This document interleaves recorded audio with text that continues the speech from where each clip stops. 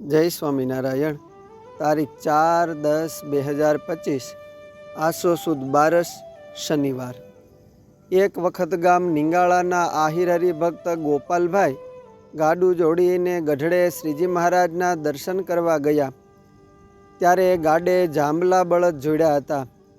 તે જોઈને મહારાજે તે બળદને વખાણ્યાને કહ્યું, આ બળદ અમારે રથે જોડ્યા જેવા છે। તે સાંભળી ગોપાલભાઈથી હા કહેવાણી નહીં ને 5 દિવસ દર્શન સેવા કરીને પોતાના ઘેર ગયા। તે પછી તો મહારાજ સ્વધામ પધારી ગયા। ત્યારે ગોપાલભાઈના હૈયામાં દાજ થઈ કે અરે, મહારાજે મારા બળદને વખાણ્યા ને પોતાને રથે જોડવા જેવા કહ્યું, પણ હું હા પાડી શક્યો નહીં। તેવામાં આચાર્ય શ્રી રઘુવીરજી મહારાજ વડતાલથી ગઢડે આવ્યા।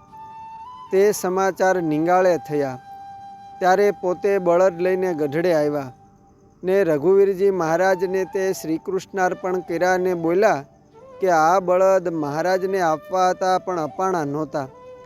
ત્યારે રઘુવીરજી મહારાજે કહ્યું, આ બળદ તો મહારાજને પૂગ્યા એમ માની લેજો ને અમે રાજી થયા એટલે મહારાજ રાજી થઈ ચૂક્યા।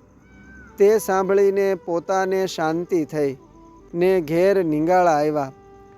તે પછી 4 મહિને શ્રીજી મહારાજ રથ લઈને આવ્યા ને રથ નિંગાળા ગામને પાદર ઊભો રાખ્યો। તે રથે તે બળદ જોડેલા હતા। તે ભેગા 40 સાધુ ને 10 પાળા હતા। તે વખતે ગોપાલભાઈના દીકરા પૂંજાભાઈએ તે રથ અને બળદ ભાળ્યા એટલે ઓળખા કે આ તો અમારા બળદ છે। પછી મહારાજ પાસે આવીને પગે લાગ્યા ત્યારે મહારાજે તે છોકરાને કહ્યું કે તારા બાપે રઘુવીરજીને આ બળદ આપ્યા તે અમને પૂગ્યા, માટે હવે તું તારા બાપને કહેજે કે મહારાજ તમારા ઉપર રાજી છે। એમ કહી મહારાજ અંતર્ધ્યાન થઈ ગયા। તે વાત પૂંજાભાઈએ પિતા ગોપાલભાઈને ઘેર આવીને કહી કે મને મહારાજે દર્શન દીધા ને આપણા જાંબલા બળદ રથે જોડ્યા હતા।